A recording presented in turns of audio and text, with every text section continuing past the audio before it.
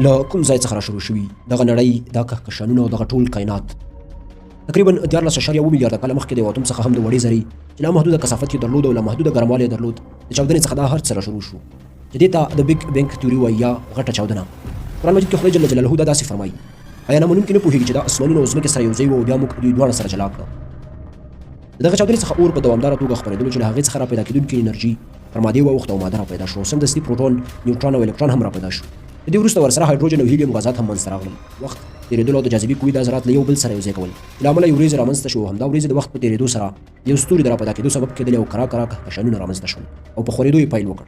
په سورت الذاریات کې خدای جل جلاله فرمایي او دا اسمانونه چې موږ پیدا کړي په قوت سره او همدا موږ یې خپروونکي یو، مګر اخر یوه ورځ راځي چې دا خپرېدل به ودرېږي او دا هر څه به له منځه ځي چې دا ټول په قرآن مجید کې هم ذکر شوي دي. دا چې څنګه به له منځه ځي دا به په بلې ویډیو کې تشریح کړو چې ورته بیگ کرنچ یا بیگ ریپ تیوري وایي. په هغه د پوهېدو لپاره د راز ټي وي چینل در سره سبسکرایب کړئ، ویډیو در سره له نورو ملګرو سره هم شریک